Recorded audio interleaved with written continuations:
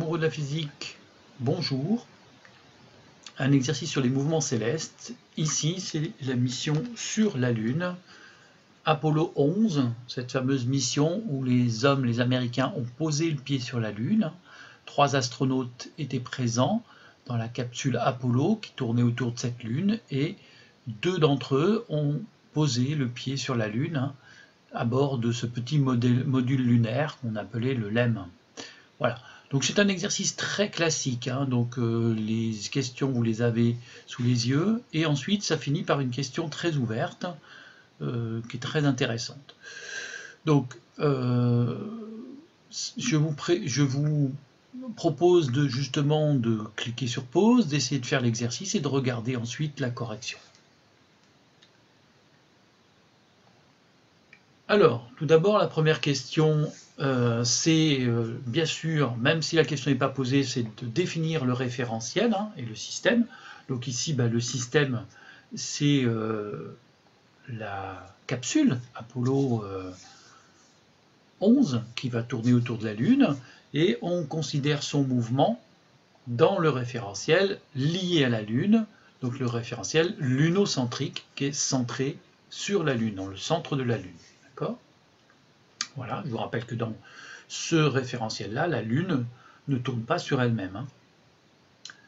Donc, ensuite, on me demande de donner l'expression de l'accélération. Donc, bon, pour trouver l'accélération, il me faut définir les forces. Alors ici, on n'a qu'une seule force qui agit sur la capsule, sur notre système.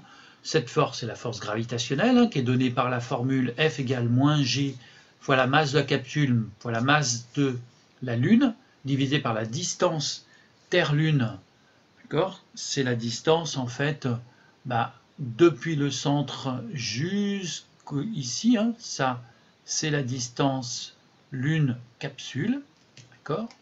Et pas Terre-Lune comme je l'ai dit.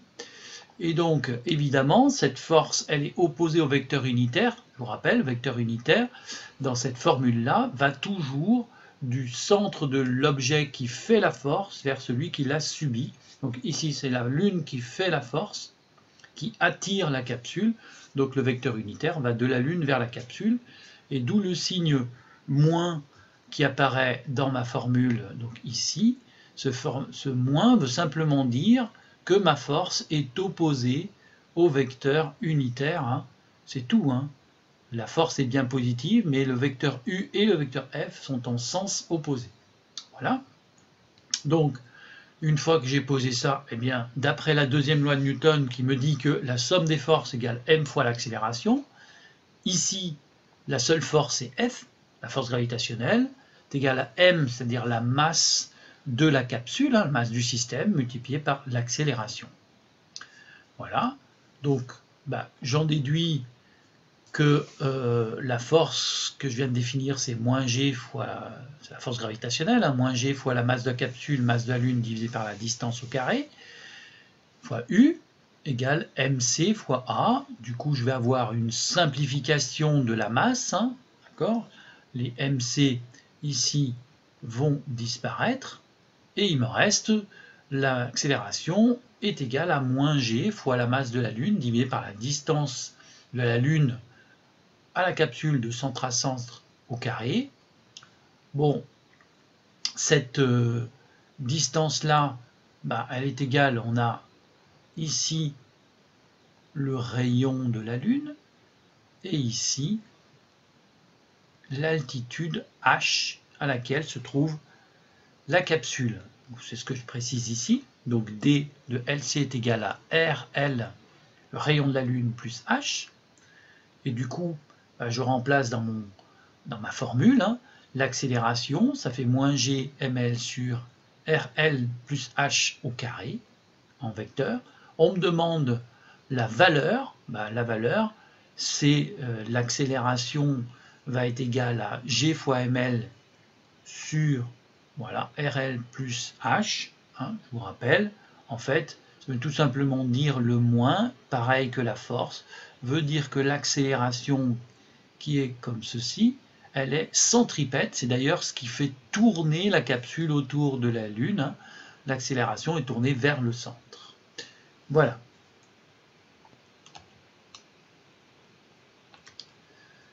Voilà, on doit montrer maintenant que la vitesse de la capsule, la vitesse sur l'orbite de la capsule, est égale à racine carrée de g fois ml sur rl plus h. Alors, d'abord la vitesse dont on parle, c'est celle-ci. C'est la vitesse qui est là, la vitesse linéaire. D'accord ? Bon, et bien en fait, on va utiliser la base de Freinet. Dans la base de Freinet, le vecteur accélération est donné par la formule dv sur dt u de t plus v carré sur r u de n. Je vais préciser le tout. ut et un sont les vecteurs unitaires que j'ai tracés ici. Un, c'est le vecteur centripète, unitaire, mais dirigé vers le centre de la Lune. Et ut, c'est le vecteur tangentiel, dans le même sens que le mouvement, c'est-à-dire dans le même sens que v. Voilà. Il me reste à définir r et v. V, c'est la vitesse de la capsule, comme je viens de le dire. Et r, alors attention, r, dans la formule qui est ici, le r, c'est le rayon de courbure, c'est-à-dire ce qu'on l'on a appelé d de L, C, c'est-à-dire tout ça là, c'est ce qui va s'appeler R dans la formule de Freinet. D'accord ? Bien. Bon, je reviens avec ce que j'avais trouvé tout à l'heure, c'est-à-dire à savoir vectoriellement, que l'accélération, elle a été donnée proportionnellement au vecteur U, petit u, d'accord ? Or, d'après ce que je vois ici, les vecteurs unitaires petit u et un sont opposés. C'est un vecteur unitaire, donc ça vaut 1 de norme, mais il y en a un qui est dirigé vers le centre de la Lune, l'autre qui est dirigé dans l'autre sens. Ils sont égaux, mais de sens opposés. Et donc, l'égalité que je viens d'avoir en termes d'accélération, quand je fais la base de Freinet, est égale à l'accélération que je viens de trouver. Je vais la remplacer, mon vecteur u, ici, je vais le remplacer par le vecteur un. D'accord ? Voilà. Et du coup, je me retrouve avec une équation vectorielle. Ok ? Je vois que dans cette équation vectorielle, à gauche, je n'ai pas de vecteur ut, je n'ai que un, j'ai qu'une composante suivant le vecteur un. De l'autre côté, j'ai bien sûr une composante sur vecteur tangentiel et une composante sur vecteur normal, un. Donc je peux affirmer que, par identification, que d de v sur dt égale 0, puisque je n'ai pas de vecteur unitaire tangentiel à gauche, donc ça veut dire que dv sur dt égale 0 par identification. Et si dv sur dt égale 0, ça veut dire que v égale à une constante. Et si v égale à une constante, ça veut dire que ma capsule se déplace à vitesse constante, c'est-à-dire dans un mouvement uniforme. Le deuxième morceau d'identification, c'est que ce morceau qui est ici égale ce morceau qui est là, tout ça. Voilà. Ok. Voilà. Et je vois apparaître justement ma relation que je cherche qui va me permettre de trouver la vitesse. Donc la vitesse, c'est la racine carrée de gml sur rl plus h. Voilà.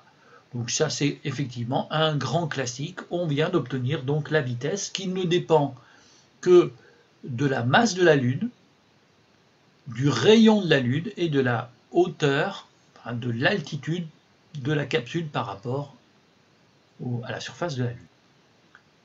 Bien, maintenant que j'ai trouvé la vitesse, un classique veut que je trouve justement la période.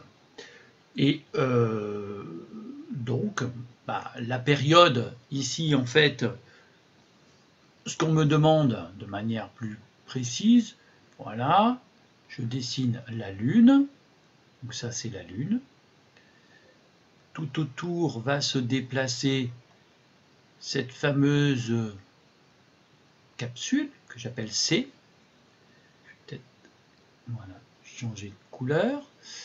Ici, c'est posé le fameux LEM, donc la petite capsule qui s'est posée sur la Lune avec les deux astronautes. Et en fait, on me demande de vérifier que la durée pour que la capsule fasse tout ça, un tour complet et revenir à la verticale de la Lune, fasse 2 heures.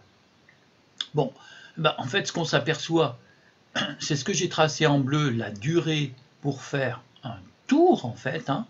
On va l'appeler T. C'est ni plus ni moins que la période de révolution. D'accord? C'est la période, c'est le temps, la durée pour faire un tour complet autour de la Lune et revenir aux mêmes positions. Et on me demande de montrer que T vaut 2 heures. Alors, comme je viens de démontrer que la vitesse était constante et que j'ai trouvé sa valeur, en tous les cas littérale, eh bien, je vais pouvoir m'en servir. Voilà. La vitesse, c'est la distance parcourue divisée par la durée de parcours, puisqu'elle est constante, cette vitesse, donc c'est pour ça que ça marche, hein. Donc, ça veut dire que cette vitesse, c'est ni plus ni moins que la vitesse moyenne pour faire un tour. C'est la distance parcourue, à savoir le périmètre de notre cercle, le périmètre parcouru par la capsule, hein, qui est ici, donc faire tout le tour comme ceci, c'est-à-dire 2π fois le rayon. Alors attention, le rayon, c'est depuis le centre de la Lune jusqu'au centre de la capsule, hein, le rayon du cercle que j'ai tracé en bleu, hein. Donc c'est RL plus H divisé par T. Bon, et moi je cherche, en fait, T. Bon, T va être égal à 2π RL plus H sur V. Comme j'ai trouvé V tout à l'heure, qui valait racine carrée de GML sur RL plus H, je vais pouvoir remplacer à l'intérieur, et voici, ça me donne T égale 2π sur racine carrée de RL plus H au cube divisé par GML. Voilà. Quand je remplace par les valeurs, j'obtiens 7130 secondes, ce qui fait 1h98, à peu près 2 heures.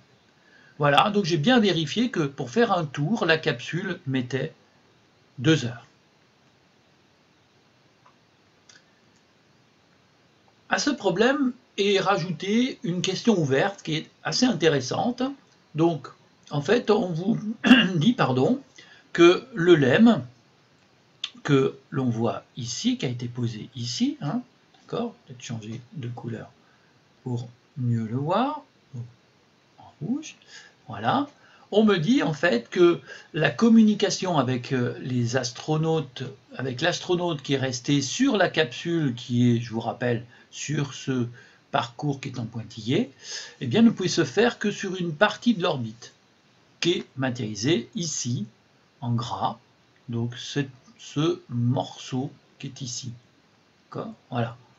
Alors pourquoi? Eh bien, en fait, on voit que le lemme, ici, qui est ici, en fait, il peut communiquer que sur ces deux horizons, l'horizon à gauche et l'horizon à droite. Pourquoi? Parce que après, une fois que la capsule sort de cet horizon, eh bien, l'émission par le lemme est masquée, j'allais dire, par la Lune elle-même, hein. Et donc les ondes ne peuvent pas traverser la Lune, hein. Donc, par exemple, si ici je cherche à communiquer avec la capsule qui serait là, je vois bien que ça doit traverser la Lune, et ça, c'est matériellement pas possible. Donc, le lemme ne peut communiquer avec la capsule que depuis l'horizon que je vais marquer H gauche et l'horizon H droite. Voilà. Donc, ce qui fait que le lemme ne peut communiquer que sur cet arc quand la capsule est sur ce morceau d'orbite, hein, qui traduit un arc de cercle. Voilà. Donc voilà pourquoi en fait on ne peut pas, on ne pouvait pas communiquer le lemme. Les personnes qui étaient sur la Lune ne pouvaient pas communiquer durant tout le temps, mais que sur un morceau de ces 2 heures. Et du coup, évidemment, la question qui m'est posée juste après, c'est pendant combien de temps, du coup, durant les 2 heures, pouvaient communiquer les personnes qui étaient sur la Lune par rapport à la personne qui était dans la capsule Apollo. En fait, ce que l'on s'aperçoit, c'est que la durée de parcours sur lequel il pouvait y avoir, au cours duquel, pardon, il pouvait y avoir communication, c'est celle-là. Donc si on décide, comme c'était marqué sur le dessin, que ce morceau-là, cet angle-là, depuis la verticale du lemme par rapport à l'horizontale que j'ai appelée horizontal droit, fait bêta. Évidemment, c'est parfaitement symétrique, donc ici, j'ai encore bêta de l'autre côté. Donc, depuis l'horizon gauche jusqu'à l'horizon droit, on voit ici que l'on a parcouru un angle de 2 bêta. Donc, pour pouvoir calculer cet angle de bêta, je vais donc calculer l'angle bêta. Et l'angle bêta, en fait, il est facile à calculer parce que, en fait, on a des triangles rectangles. Voilà. Je vais vous montrer celui qu'on va utiliser. Alors, on va utiliser ce triangle qui est ici, d'accord, qui va me donner, alors je reprends mon stylo, qui va me donner en fait, eh bien, la valeur de l'angle bêta. D'accord? Donc, dans ce triangle qui est lié finalement au lemme qui est ici, le centre de la Lune qui est ici, et ce que j'ai appelé HD, l'horizon droit qui est ici, ça me fait un triangle rectangle. Et dans ce triangle rectangle, je peux calculer, d'après la trigonométrie, le cosinus de l'angle bêta. Cosinus de l'angle bêta, c'est-à-dire c'est le côté adjacent, c'est-à-dire de la Lune jusqu'au lemme, c'est-à-dire en fait finalement le rayon de la Lune, divisé par l'hypoténuse qui est le rayon de la Lune plus h. Voilà, donc je peux en déduire l'angle bêta, qui est l'arc-cosinus de cette valeur-là. Okay. Et une fois que je l'ai calculé, en le calculant ça fait 19,9 degrés, je peux donc faire de la proportionnalité, c'est-à-dire que tout à l'heure, pour faire un tour, on a mis 1h98, donc c'est-à-dire pour faire 360 degrés, notre capsule a mis 1h98, et donc, puisque c'est à vitesse constante, alors, eh bien en fait, c'est proportionnel. Donc si 360 degrés sont faits en 1h98, alors 2 fois 19 degrés, pour aller de HD jusqu'à HG, ça fait donc 2 fois 19,9 degrés, c'est parcouru en 0,219 heures, c'est-à-dire 788 secondes. Donc en fait, la communication ne pouvait se faire que pendant 788 secondes. Voilà ce que l'on vient de découvrir grâce à cette petite ouverture d'exercice. Voilà. Cet exercice est très classique, donc reprenez si vous avez du mal, reprenez depuis le début, toujours pareil. On arrive ensuite à trouver la vitesse, et ensuite une fois qu'on a la vitesse, très souvent on va nous demander de trouver la période. Voilà, j'espère que cet exercice vous aura plu, et moi je vous dis au revoir et à bientôt pour une nouvelle vidéo. Au revoir.